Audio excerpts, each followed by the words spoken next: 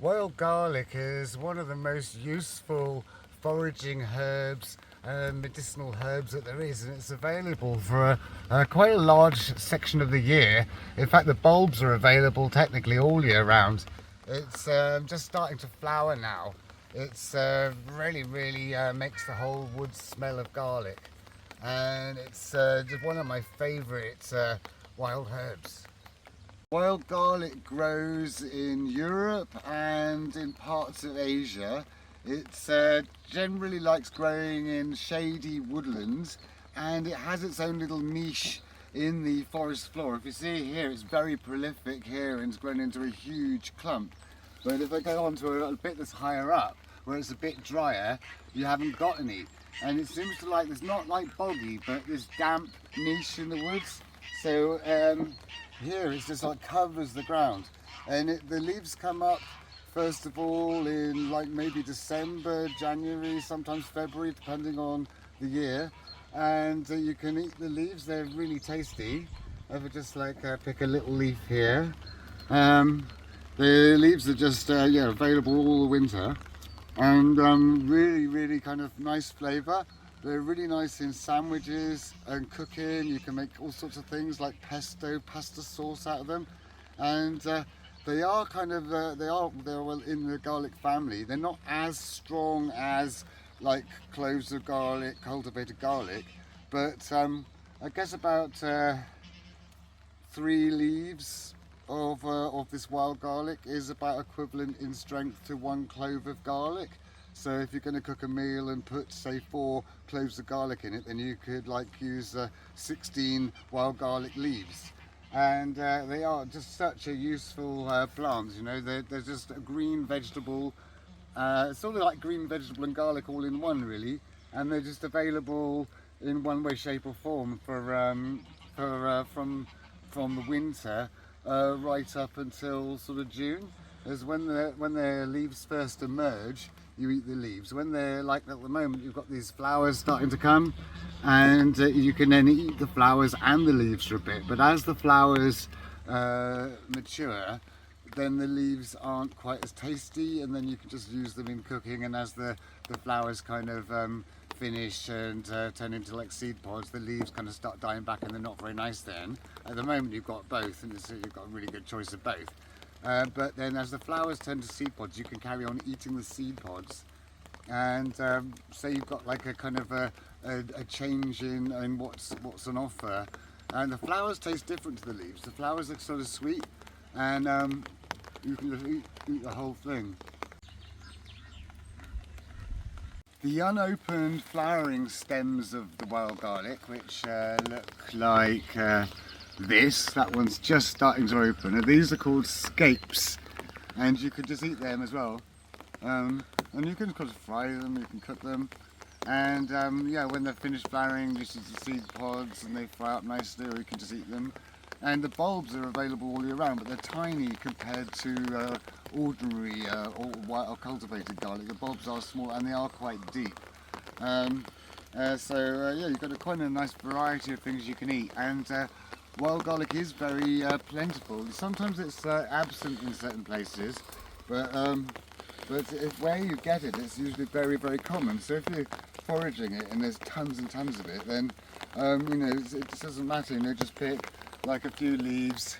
I wouldn't take all the leaves from one plant, just like one from there, one from here, you know, and the odd sort of flowering stem like this one, and you haven't really affected the amount there are. But if you look around the edge, you can see loads of little seedling ones and baby ones, and that shows how quickly the clump is spreading.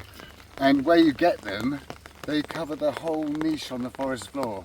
Sort of the damp but not boggy kind of whole niche is just usually just completely covered in wild garlic at this time of year. It is a very prolific plant when it gets going, but due to land use changes and pesticides and various things like that, it has kind of become absent from large areas. I've noticed that the seeds don't usually travel very far from it, so the clump tends to spread a lot, but it doesn't seem to get itself into new areas very easily. But it can be transplanted quite easily. Hey Ziggy. I'll just put these down a minute. You see these little seedlings here?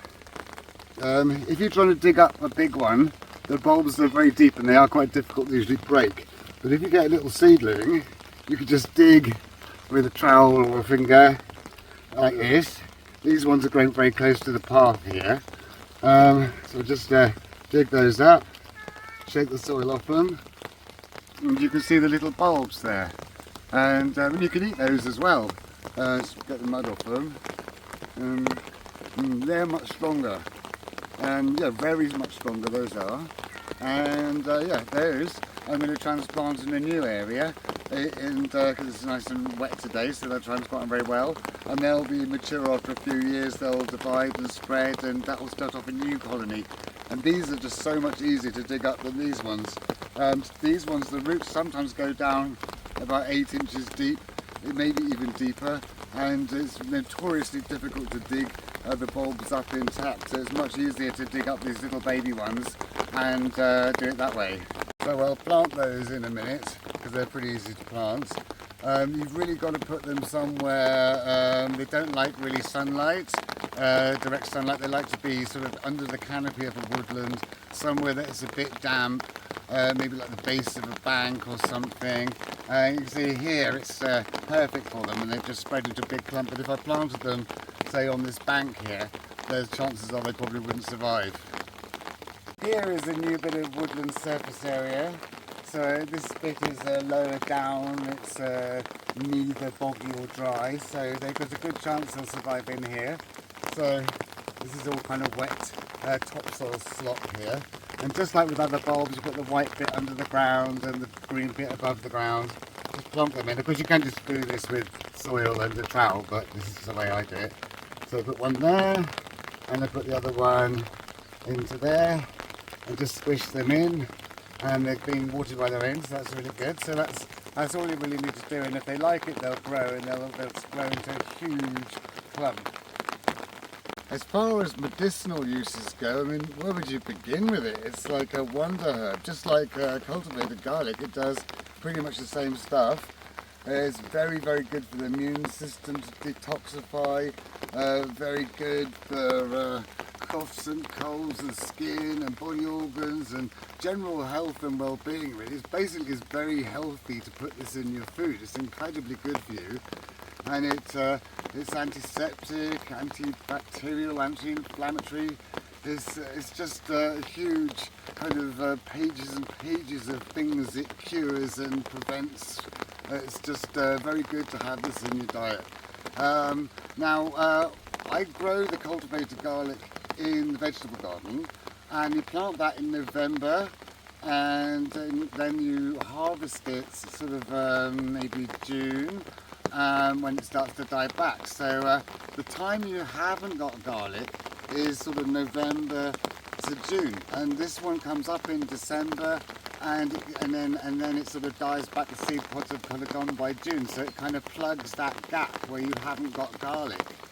Because all your garlic's kind of growing, so you've got, you know, I plant my garlic, I've got a few left over, and it runs out kind of like December, January, something like that, and at that time the wild garlic starts again, and then just as the last seed pods are there before they've dried out, then I harvest the garlic in the garden, so it makes I've got garlic all year round if I've got wild garlic somewhere. So it's an incredibly good plant to have, although it does make the whole wood smell of garlic. Some people like that, I think that's great, but some people don't like the smell of garlic, so it's a matter of taste really, but it does have a very, very, very garlicky smell. You can identify wild garlic by these big, broad leaves that it has. And if you look closely, you can see all the veins are all kind of parallel to each other going up it, and the leaf is kind of broad and a bit silvery on the back. Now there is a kind of plant that's an invasive weed that looks similar called three-cornered leek or stinky onion, and it has the same flowers, but the leaves are very narrow, and that's not really as nice as this one.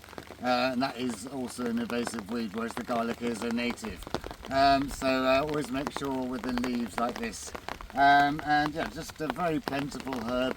Obviously if there's only like a small clump of it, don't touch it, find where there's loads of it, but if there's a huge area of it, You know, there's just no real issue. It's a very, very common plant, and one of these plants that's just very, very available. And if you just sort of randomly pick a few leaves from here, a few leaves from there, you're not going to do any damage at all, and you save yourself a fortune on garlic and green vegetables. So I think that's everything about wild garlic. It's just a very, very useful herb, and I'm going to collect some for my tea tonight. It's just, they're quite quick to cook really. It's quite nicely toasted sandwiches. Just have a toasted sandwich and just like lay out some of these in it, or an ordinary sandwich, or just put it in cooking, usually towards the end of cooking. It doesn't take very long to cook. It makes really nice pesto or pasta sauce. It's just kind of just tastes like garlic really, and it's just really, really nice. So I'm going to collect a few leaves, maybe a few flowers, and it's just really good. It will save me having to buy garlic, and it's just a very plentiful thing. I mean, we planted this, I don't know how long ago, probably when we put the woods, when the woods were a bit established, I don't know, maybe 8 years ago or something, and it was literally just a few little seedlings like I planted over there, and after a few years it had grown into a nice little clump, and then loads of seedlings started appearing, and it's spread into this great big clump now. So it's just more than enough garlic, and it just grows so easily, and it's yeah, just a very plentiful, really like a super foraging food, because it's just really healthy, really available, and it's you know, it's like there about half the year really. So it's really good. So anyway, I hope you liked today's video. If you did, please like and subscribe, and if you press the little me, which is somewhere down there, then you can see all my other videos, and if you have any questions, please ask, and I shall see you next time.